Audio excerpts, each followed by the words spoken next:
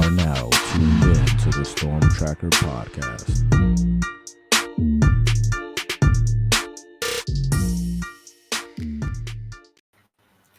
Welcome back, family, to the Storm Tracker podcast. Happy New Year to everybody. Welcome to 2024, where we are going to go live every time for the Storm Tracker podcast. I'm Marcus Benjamin, chilling with my guy, Frank Tucker, representing the crib, South Florida. We collectively represent CanesCounty.com, part of the Rivals.com network. Make sure you follow this podcast on all platforms and also subscribe to this channel live from Canes County. First, definitely want to talk about the Pinstripe Bowl and kind of how it happened. An unfortunate result again for Miami in a bowl game. This is kind of like common, I guess you could say, with Miami Hurricanes football teams. Man, they come up short once again in a bowl game. 31-24 is the final score. Some critical mistakes in this game leads to the Hurricanes' demise. But the talk is really all about Jakari Brown, man. Jakari Brown put together a decent performance in the Pinstripe Bowl. I mean, he put his team in a position, you could say, to get a win. But unfortunately, they don't make enough plays to get the win or tie at the end to push it to overtime. But then it comes out that Jakari Brown is going to stay with the Hurricanes. I think many thought that he would, opt for the transfer portal and look at other options, especially since Miami's doing that, is looking at other options as far as quarterback is concerned. So my question, Frank, is do you believe, just Leon said, right? Do you believe in Jakari Brown? Do you believe that he could be the guy? Do you believe that he made the right decision to stay with Miami?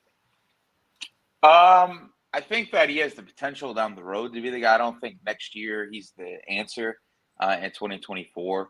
I think he showed some flashes in that bowl game, especially the long throw to Jacoby George that he missed early on in the contest. But I still think that he's a work in progress. Listen, he was solid in the game. He wasn't spectacular. There's a reason that Miami did lose this bowl game to Rutgers, and it's because they were not perfect offensively. You didn't score a ton of points, and then defensively you allowed a lot of points and a lot of rushing yards. So a Rutgers team that wasn't that great this year. They had lost like their last 4 games. So it's hard for me to be so high on Jakari Brown when it was solid, but that's not the type of quarterback that's going to lead Miami to a double-digit win season next year. That's what Miami needs, right? Because you went from 5 wins to 7 wins. You got to go to at least 9, right? And I don't know if Jakari Brown is the guy that's going to be able to lead Miami to that type of performance. And like he's supposed to be using his legs, right? And we saw it on that touchdown run right there where he's able to use his legs. But I feel like he didn't really utilize his mobility to the standard of what we expect from 2022. It wasn't great. I think at one point in the game, I know sacks are included in it, but 10 carries for 29 yards. That's not really the dual threat performance that you'd love to see from a guy who has, 4.5 type speed. So for me, I'm not really sold on Jakari Brown, and I do think he made the right decision because Miami hasn't been able to grab their first options out of the transfer portal, and I think that he's kind of going into it with saying, I'm going into the spring and seeing how it goes. Maybe I can take this job, and if he doesn't, the spring portal, the window opens up for him before the summer. And I think that that's something that he could probably explore then.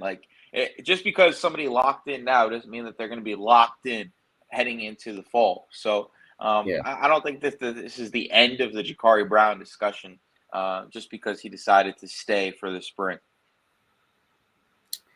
Yeah, I mean, for me, I believe in the upside of Jakari Brown. I feel like there's plenty of upside with this kid. He's clearly the most athletic quarterback on the roster and probably will be the most athletic quarterback on the roster with any quarterback that you add to this roster, just from an athletic standpoint. I mean, the kid is just dynamic once he, you know, decides to run with the ball. And I agree with you, Frank. I feel like they didn't really utilize him as much. I felt like they definitely could have did a little bit more when it comes to using his athleticism or whatnot. I think he could definitely be so much more than what he is. I think the fact that he's returning says a lot about just his character, and because he could easily transfer out to another program. I'm sure other programs are interested in him. But against Rutgers, 20 of 31, 181 yards passing.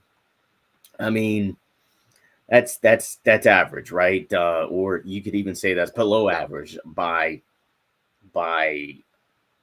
college football standards these days. He did rush for 57 yards, scored 2 touchdowns, threw for 1, had an interception. He was pretty much a game manager. But the thing about Jakari Brown is that he can be a game changer. He can be that player to really take this team to the next level if he develops. And we just haven't seen it yet. I'm not sold either on him being the guy for next season. I think Miami should definitely add another quarterback. They're still searching for one, from what I know. And my question is, like, from an organizational standpoint, do you invest in this guy? Like, should you put all your chips in Jakari Brown, or should you search for another back? Obviously, they've swung and missed on quarterbacks already. I mean, Cam Ward has decided to go to the NFL. Will Howard is off to Ohio State, and KJ Jefferson has gone to UCF. So you've got 3 of your potential high quarterback targets that have now gone. So where do you go from here? I mean, listen, there's still a lot of quarterback talent in the transfer portal. I know that one of the names that has come up is Malachi Nelson. I don't think that's going to happen. I think he stays closer to the West Coast. I saw you visiting Boise State this weekend. He's visiting Boise State. I think that's kind of a tell-all of where his recruitment is right now. I think he wants to go somewhere and start. I don't know if there's a guarantee if he comes to Miami that he does start. Miami is looking for a veteran arm rather than somebody that had. It's definitely not a guarantee he's going to start if he comes here. Yeah. I feel like if Miami was going to go down that route, they would have went after Dante Moore a little bit harder than they did. But they're looking for a guy that has experience already. He doesn't have to be someone that has multiple years of eligibility remaining. They're high on Emry Williams. They like what they have in the potential of Jakari Brown and Judd Anderson. Obviously, you got in 2025 Luke Nickel. It's not a guarantee he ends up in Miami, but he's been he's been pretty hard about being a Miami commit, so far. He's been all in on it, and he was the Georgia Player of the Year in his classification, won a state championship. So I think that the future of the quarterback position at Miami is actually pretty bright. So it's just finding the guy for 2024. And I don't think that's going to be a young name, right? Like, I don't think that an Eli Holstein is somebody that ends up being in the conversation, despite him being a former, borderline 5-star quarterback and coming from Alabama. I think it's going to be someone more like a Jordan McLeod. And don't shy away from Cam Ward just yet. He did announce that he was going to the NFL draft, but it was kind of a half-hearted NFL, draft declaration, and he hasn't hired an agent. So I think he's really just trying to run the money up and NIL from whoever is still pursuing him. Obviously, Florida State is out of the picture now. Ohio State is out of the picture. Auburn and Miami would be the 2 teams that are still going to be pushing for his services. And I don't think that's going to stop. I still think that conversations are going to be had because it's not a lock that he does end up in the NFL draft. You can declare without an agent and still come back to college football. It's just once he signs that agent, things are pretty much wrapped up there. So I still watching for Cam Ward. I still think he's option number one. The kid from UNLV, Jaden Mayava, he's a good player. I love what he did with UNLV this year. I like what Jordan McLeod did with James Madison. Obviously, they're not, prime options. They're not perfect quarterbacks, but they're winners. And they've proven it on the FBS level. Another guy I like is the Matthew Sluka kid from Holy Cross. If you're looking for someone with some dual threat ability, broke some records on the FCS level at Holy Cross. Nice frame. He's a really good football player, and teams like Pitt. It's Holy Cross, though, right? I know, but listen, he's an experienced quarterback. We've seen Miami, flip a guy from Harvard before. Being a smart football player, an experienced football player, to me, there's some value in it, and being an older player, I think that we've seen guys like Bo Nix go from awful, right? I know he played on the Power 5 level to really good once he turns 24 years old in college football, right? We've seen Jaden Daniels 5 years in become the player that everybody thought he would be after his freshman year at Arizona State, right? Like we see guys once they hit that around that fifth year, there's a different level of play from those guys just because they're a man amongst boys in college football. So I think that Sluka, not saying he's the first option, but if I'd rather a guy like that than a Jakari Brown, in my opinion. Ran for 1,200 yards and double-digit touchdowns, and I know it's not the same level of competition, but there's an athletic ability there with, mixed with his ability to throw that I think is intriguing. Yeah, I mean, he's kind of down on my list. I like a Caden Salter, and I also like a Jordan McLeod as well, just because they won games. They won a ton of games last season. James Madison was undefeated for the majority of the year until the end, and so did Liberty as well. So those guys have dual threat ability as well. They played better competition than Sluka. So those are kind of the top two guys for me right now, just because of what they've done on the FBS level. Albeit it was the Sun Belt and just the Group of 5 level, but still they played some games against top competition. Salter just played against Oregon. I mean, he got dog walked by them boys, but still, he still played against some high competition. But those are kind of my two guys for me. I do like Jaden DeLaura from Arizona a little bit. I just think he's got a lot of experience. Played his last 2 seasons at Arizona. Played for Washington State before that. I think he's kind of the veteran presence I could see Miami going with. And then, I like the kid from UNLV as well. Once to my point, again, like just won a lot of games, right? You need winners, right? I want winners, and those are the type of guys that I would like to see Miami go after pretty hard. And Jordan McLeod, could return back to his home state. He's from the Tampa area.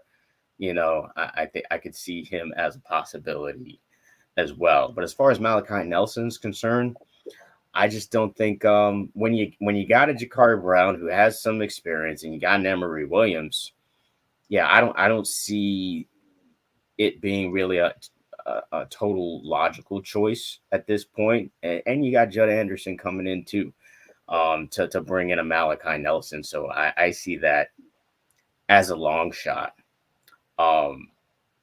Miami needs to get a quarterback though, right? Because there's some consensus out there that, okay, well, just go with Jakari Brown and, just go with Emry Williams and Judd Anderson and wait for Luke Nickel. And that's what you're going to roll with.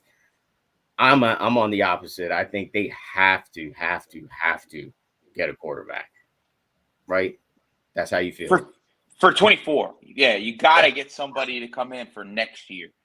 I don't think that you're in a position right now to where you have your guy in 2024. And I think if there is a guy in the program, it's Emry Williams. I know that I'm a little bit higher on Emry than the consensus. The stats weren't great with him, but I think that he put Miami in a position to win against better competition than Jakari did. Granted, he had Cam Kinchens, he had James Williams, he had Colby Young, he had Leonard Taylor, he had Don Chaney, right? Like, he had Matt Lee, he had Javion Cohen. Those are great, right? But I also think that there's just an it factor to Emry Williams that I don't think that Jakari Brown has, right? Because when we talk about dual threat quarterbacks, you can talk about a Jaden Daniels, you can talk about, we can put Michael Penix in there a little bit, right? Yeah. Like, those guys have it factors to them, even if it didn't show up until later in their career, right? I don't see the it factor with Jakari Brown to that level, right? I think that he's what you described before, a game manager. He's a guy that you're not going to lose a game because of Jakari Brown, but you might not win a game because of Jakari Brown. Right. It's like everything has to go right around him for things to be successful in the way that we deem it to be successful, which is double-digit wins in 2024. And I think that he could lead you to a solid 8 wins next year. You might be in the same position with 7, and it's not as up and down maybe as a Tyler Van Dyke, where it was, man, this guy could win the Heisman, to this guy doesn't need to be the starting quarterback for Miami. But I think that you got to go get a quarterback. You got to go to get a quarterback. Let Emry not rush things back with the broken arm. Let him mold his game a little bit more. Maybe learn from veteran quarterback. Get a redshirt year under his belt. And honestly, I feel like he's the quarterback of the future. So you just need to grab one of these veteran quarterbacks that have 1 year remaining. And then listen, Miami's up and rolling because listen, what they've done in recruiting under Chris Paul in the last 2.5 classes has been exceptional. They're building talent at a high level. They're doing a really good job in the transfer portal outside of the quarterback position. So overall, I think that this roster is going to be at the level to be able to play championship level football, where you're winning ACC championship games, competing for an opportunity to be in the college football playoff in the next two years or so, in my opinion. And that really just hinges on what they do at the quarterback position. So I would love to see this team be led by a Jordan McLeod next year.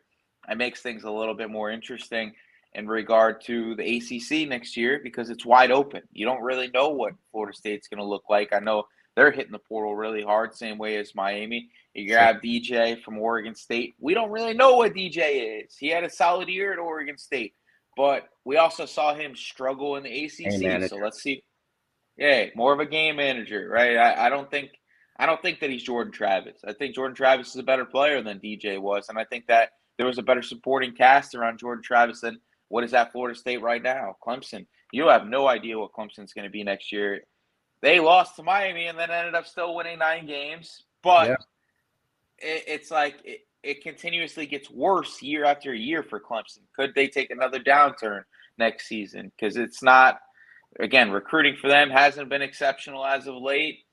They don't do a good job in the transfer portal. And listen, they have lost some guys to the NFL and to the transfer portal over the last couple of years. So I think that things are wide open for Miami to really make a jump and grabbing the right quarterback, which could still be Cam Ward, is vital. And I don't think that means Jakari Brown's starting quarterback.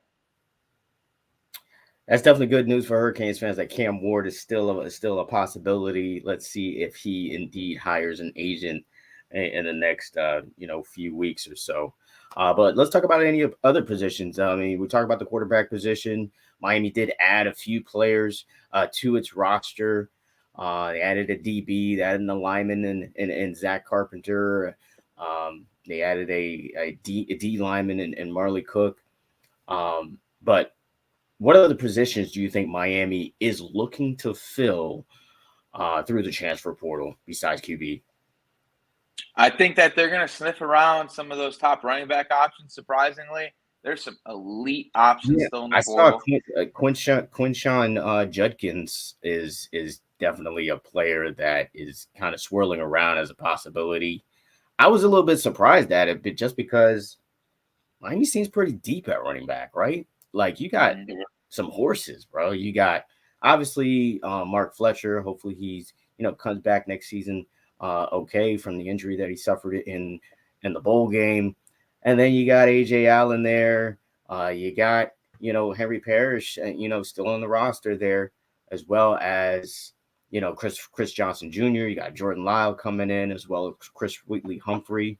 You seem pretty stacked at running back. To kind of go after one in the portal seems a little puzzling to me.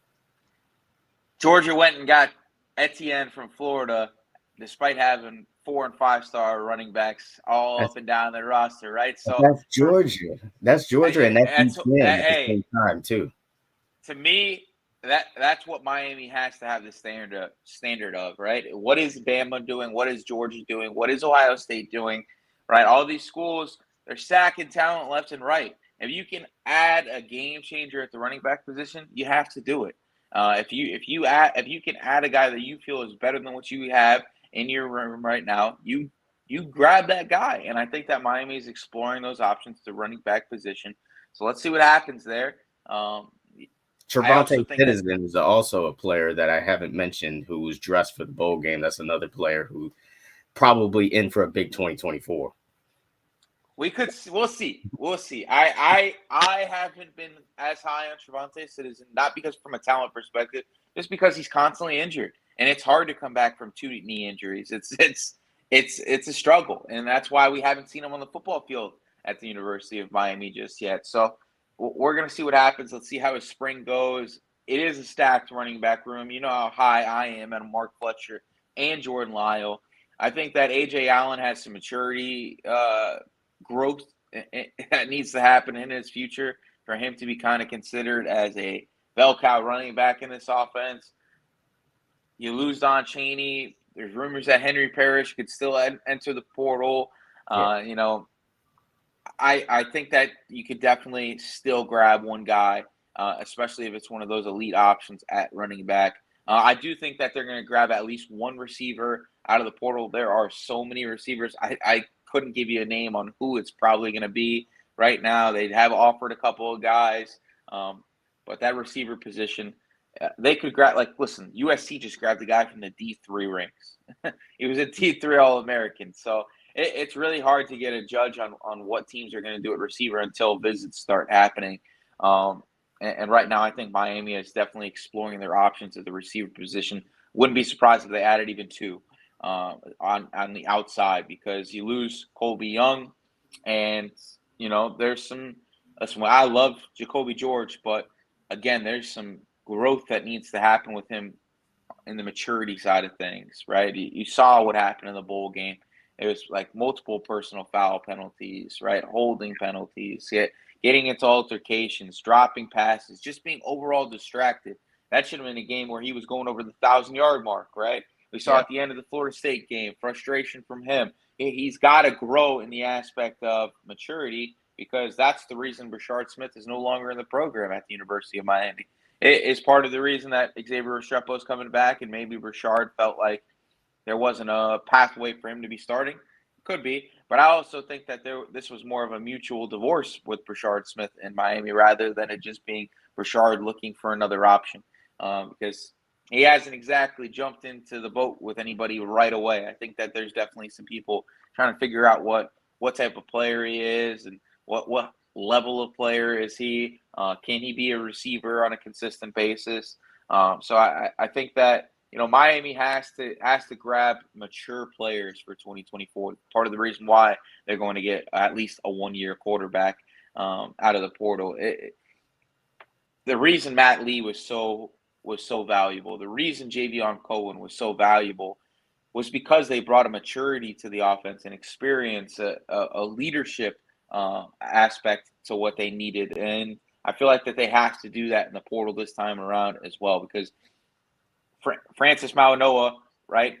We know how talented he is. He's still a baby, right? The guy's going into a true sophomore season. Samson Okunlola, probably going to step into a starting role. Going to be a redshirt freshman. A lot of the pieces along your offensive line are younger guys. Inez Cooper, really good player.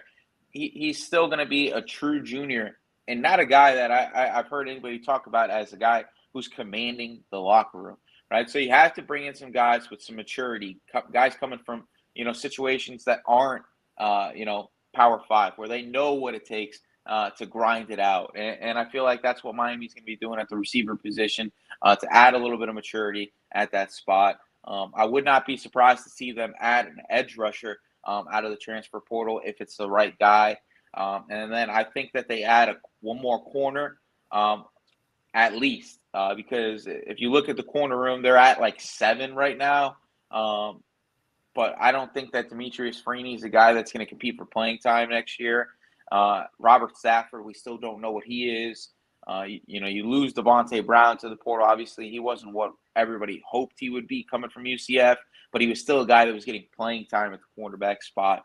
Sure. So I think that, outside of your top 3, which is Daryl Porter, Damari Brown, which hopefully, there is probably going to be a 7-day portal window that's approved coming here after this weekend. So just watch for that. Hopefully Damari Brown doesn't end up going into the portal. You do have some teams that are going to be going after him, like Alabama and Florida State. And then you got, Jadaeus Richards. So you have 3 really good options, but outside of those 3 really, really good options, you're hoping Ryan Mack quickly gets into the rotation, which I think that he's extremely capable of doing, right? But it's hard to put a kid who hasn't been in a college weight training program right into the fire at the cornerback spot. We saw Damari struggle at times. We saw Jadaeus Richards struggle at times, because they're the cornerback position. You just don't see freshmen come in and dominate college football right away. Now, Ryan Mack, if you go watch what he did in the All-American game, if there's any freshman defensive back that's going to come in and play corner right away, it's going to be him. He went up against a 6'4", 6'5" receiver. That's a 5-star kid in Cam Coleman, and he straight locked him down, in my opinion. He was physical. He was fast. He did it the entire week of practice. We know he's one of the most technically sound defensive backs in South Florida. He's coached up, coming from St. Thomas Aquinas. Sure. He's got a winning pedigree playing for that, that Purple Machine team, and coming from St. Thomas. He's a 4-time state champion. So he's a kid that's going to definitely help at that cornerback spot. But I do think that you need to add one more guy. Typically, if you look at college football cornerback rosters, it's closer to 10 than it is to 7. So I think that they need one more body. Injuries in college football, they creep up on you quickly. So say Daryl Porter gets into has an injury bug again. Say Jadaeus Richard has a little bit of an injury problem. Damari Brown, if he stays, he's had some injury issues at American Heritage in the past and at Miami. You don't want to run into an issue where you lose 2 of your top 3 corners and then you're resorting to a freshman with no depth behind the freshman. So definitely think they need at least one more guy. Would love to see Antoine Jackson come home. Obviously, a little bit biased by that. I mean, you got an Antoine Jackson out there, and you also have an Earl Little Jr. out there as well. I mean, this is a guy that I know had a relationship with Mario Cristobal. I mean, and as far as being in contact, and he was part of the recruiting process for Earl Little Jr. So they have a relationship. So that is definitely potential to return. I know Alabama is trying to keep him over there. I think he is one of those talents as well that could add to this DB room. And we haven't talked about Savion Riley, who actually was added to this roster via transfer as well. I think, he can make an immediate impact as well, has experience. And, just like Jadaeus Richard, I think he could probably get in there and just compete for playing time as well. So I like the fact that they already added a Savion Riley to the roster, to the defensive back room via transfer. Would love to see Antoine Jackson. He's already kind of hinted that he wants to come back based on what you see from social media, talking about he's seeing, license plates, stuff like that. I'm pretty sure you saw that, Frank, right? I know you're close to him. I would love to see him come back. He just has to have the right attitude as far as getting into the locker room and not expecting to have playing time right away, because he's not going to be starting over Damari Brown or a Daryl Porter Jr. or even likely a Jedias Richard as well. So um, I think he's going to have to earn his stripes and earn his way onto the field. As long as he comes in with that mentality, then it'd be great to add an Antoine Jackson to this roster. Yeah, I think he would. I think he will. Remember, he's technically supposed to be coming in as a freshman right now. He's a 2024 prospect. So he's supposed to be a 2024 kid that was coming to Miami as a top 10 corner in this class. So I think that he knows the deal. I think he grabbed some valuable experience already his freshman year at East Carolina. Another name to watch because I think he's going to blow up in the transfer portal. He just recently got in was R.J. Delancey. He was a Miami Northwestern product. Yeah, had a really good season this year. 10 pass breakups, an interception. He's a hard-hitting corner who with some maturity. He's got a lot of dog in him. He's a guy who comes from South Florida. He's gained some valuable experience in the Group of Five ranks. He is a former Power Five prospect who went to Nebraska. So overall, I think that's a guy to watch out for because I think that you're going to see guys like teams like Georgia, Florida State, others tap into what Ronald Delancey is, and I think that he's a guy to watch out for as his stock grows. He could be a cornerback option for Miami. All right, just to kind of wrap things up here, let's talk a little bit recruiting. Miami is having a really great week when it comes to performances in the UA game and also the practices for the All-American Bowl. First, you already talked about Ryan Mack a ton. He looked great, one of the top performers. Make sure you go to canescounty.com for more on all of the top performers from the UA game and the All-American Bowl. Booker Pickett has been had a great week as well. Looks like he's definitely a dude, definitely going to be a guy that is going to compete for playing time. Looks like right away. I mean, he's a really productive guy, just like Ruben Bain was. It's a very similar path, so to speak, that Ruben Bain had, where he had a ton of sacks in high school and then performs at a really, really high level at the UA game, just like Ruben Bain did.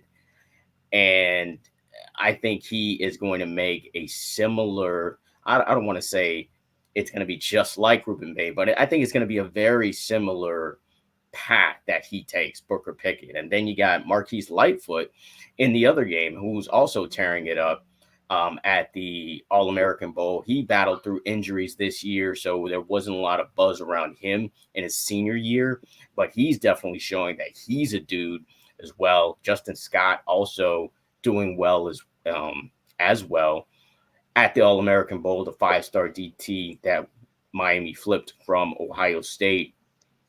And then, of course, JoJo's doing his thing as he always does. Really great route runner, sticky hands.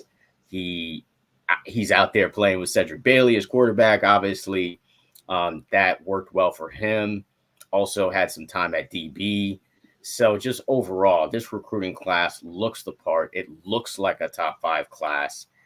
And this is just, a microcosm of what this class can do. What's your thoughts on just their performances in these All-American games to wrap things up here on the pod?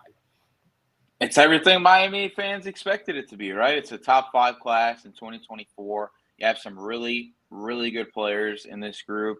I don't think that we're even seeing how good this class really is. No Jordan Lyle in these All-American games. I think he would be killing it if he was selected. We have some really good offensive line prospects. Derek Plaz is a guy that got added late into the selection process. I think he's going to have a good week. Overall, Adarius Hayes, another guy, I think he's in the All-American Bowl as well. So he's in overall, the UA game. Oh, he was in the UA game. Okay, so and then you got Zaquan Patterson, who listen, You look at one-on-ones. I know people are going to look at those one-on-ones. Listen, that's not what Zaquan Patterson is. Zaquan Patterson's going to be a guy that is he's going to be a Jamal Adams type player in this defense, and I think he's going to be a better game player than he is a practice player. That's just what Zaquan is, and I think he's going to have a big time game. You know, when he started, when people are able to blitz him off the edge, put him in space, put him in the box where he's able to impact the run game. And then also, hook to curl a little bit, play slot, play man on tight ends, bully slot receivers. Those are the type of things that he's able to do. So no matter what happens with Zaquan Patterson in the All-American Bowl, I love what he's going to bring to the Miami Hurricanes. So overall, just a loaded class. And I think that there's going to be some guys that have some really good game performances at the All-American Bowl on top of the practice performances we're seeing from Justin Scott, Marquise Lightfoot, and others. That All-American Bowl is scheduled for Saturday at noon, and that will be on NBC. So definitely tune in for that. I agree with you. I think Zaquan Patterson is more of a gamer. He definitely, I think, is going to make some plays in that game. So tune in for that one on Saturday. That's going to wrap it up for the Storm Tracker podcast. Make sure you subscribe to the website, canescounty.com. Use the promo code Miami30 for the first 30 days for free. Plenty of coverage on the Miami 2024 signees in those all-star games, as well as coverage from the Miami Hurricanes and other sports from the University of Miami. Until the next episode.